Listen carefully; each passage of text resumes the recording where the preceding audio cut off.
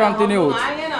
आज हम लोग आ पहुँचे हैं सारण के धरती पे। हालांकि बिसाही गांव में इस वक्त हम मौजूद हैं और रोहिणी आचार्य का जिस तरह से जो है यहाँ पर कैंपेन चल रहा है इलेक्शन को लेकर के, वो काफ़ी जो है यहाँ पर लोगों का जो है जुनून जिस तरह से देखा जा रहा है, यहाँ लोगों के प्रति जो है यहाँ पर जो वोट के लिए यहाँ पर जो घूम रही हैं रोहिणी आचार्य। हालांकि लोग पहले से ही उनके लिए तैयार बैठे खड़े मिल रहे हैं हर चौक चौराहे पर।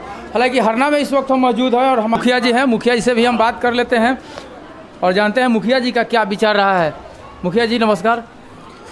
आपको भी बहुत बहुत धन्यवाद। सबसे पहले आपसे जानना चाहेंगे कि रोहिणी जी का जो जिस तरह से चारों तरफ से जिस तरह से देखने के लिए मिल रहा है हम लोगों को या सुनने में आ रहा है, जनता से भी हम लोग मिल रहे हैं तो काफ़ी सारी जो है उनकी तारीफ़ें की जा रही हैं। क्या लगता है इस बार सिर्फ तारीफ़ें रह जाएंगी या और कुछ इससे आगे देखने को मिलेगा? आपको बता दूं कि आप भी बहुत दिनों से यह चैनल का काम कर रहे हैं, क्रांति न्यूज का, और कितना चुनाव आप भी देखे हैं।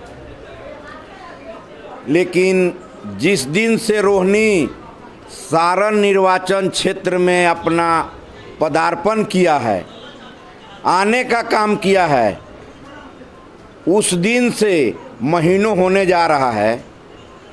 जिस क्षेत्र में जाती है, जिस विधानसभा में जाती है, वहाँ लगता है कि कोई अजूबा चीज़ आ गया हो। कितना रोहिणी से लोगों को प्रेम बढ़ गया है और रोहिणी ने जो अपना प्रदर्शन कर रही है, प्रेम दिखा रही है, लोगों से व्यवहार जो कर रही है, वह आज तक तो किसी ने नहीं किया होगा। एक सांसद का उम्मीदवार और इतना लोकप्रिय हो जाए सारण निर्वाचन क्षेत्र के लिए, यह एक अजूबा चीज़ है। और दूसरी बात है कि यहाँ के जो सांसद 2 बार से हैं रूरी जी,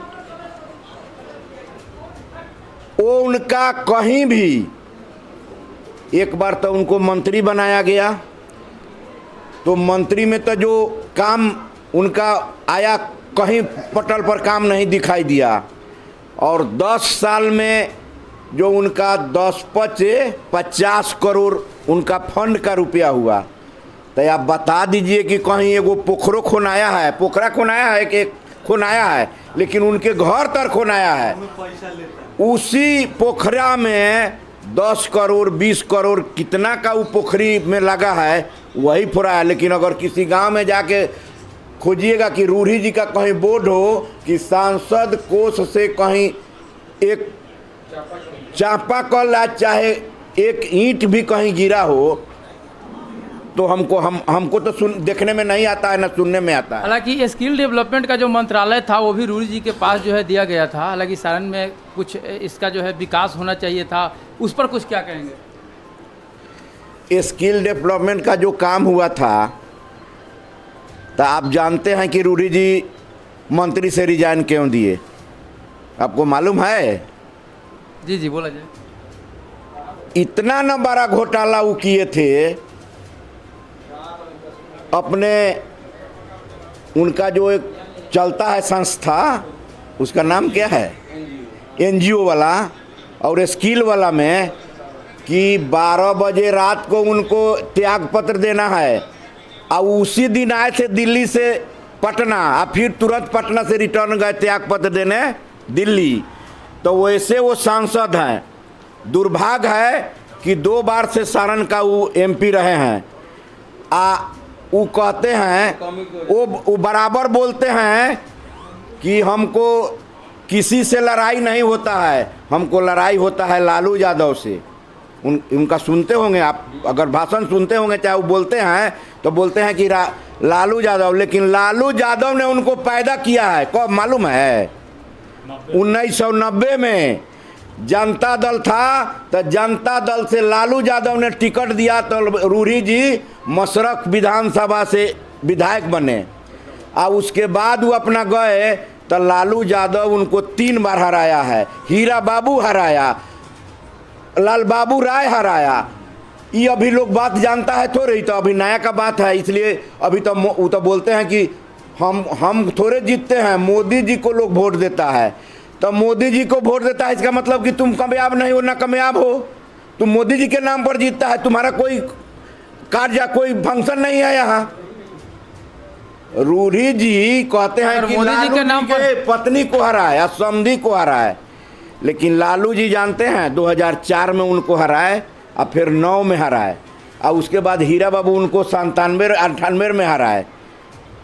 उसके बाद वो लारा 96 तो एक बार जीता, लाल बाबू राय को एक बार हारा, एक बार जीता। तो वो बोलता है कि हमको लालू जी, अरे लालू जी एक महान नेता है, उनका लालू यादव जो है नेता नहीं, एक विचार है, गरीबों का मान है, सम्मान है, और उन्होंने दिखाने का काम किया है कि लालू यादव का युग युगांतर तक नाम चलता रहेगा कि लालू यादव ने गरीबों के मान सम्मान को, जो लोग गरीब गुरबा को तौहीनी करता था उसको वो ब्लॉक दिखाने का काम किया, कुर्सी पर बैठाने का काम किया।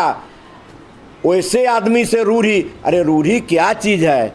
रूढ़ी तो एक अपने एमपी के लिए चुनाव लड़ने के लिए उसको देख रहे हैं कि उसको आदमी नहीं मिल रहा है, कहीं टप के उस गांव में जाता है, कहीं टप के उस गांव में जाता है, आज दूगो एगो आदमी मिलता है उसको गमछा दे करके भाग जाता है, कहीं है। क्या लगता है सर कि अगर सरकार बदलती है या रोहिणी आचार्य जी अगर यहाँ से जीतते हैं तो क्या लगता है कि सारण के धरती के लिए कुछ नया आविष्कार मिलेगा देखने को? अरे रोहिणी तो अपने बेटी का फर्ज इतना अच्छा से निर्वहन किया है कि अपने पिता के लिए वो अपने जान का बाजी लगाकर उनको किडनी देकर उनको जीवित रखा है। अगर किडनी रोहिणी नहीं देती तो किडनी देने वाला तो बहुत लोग था, लालू यादव एक बार आह्वान करता तो हजारों लाखों में किडनी लोग देता, लेकिन रोहिणी ने अपना मिसाल कायम किया कि नहीं, मैं पिता को हम अपना किडनी दूंगी।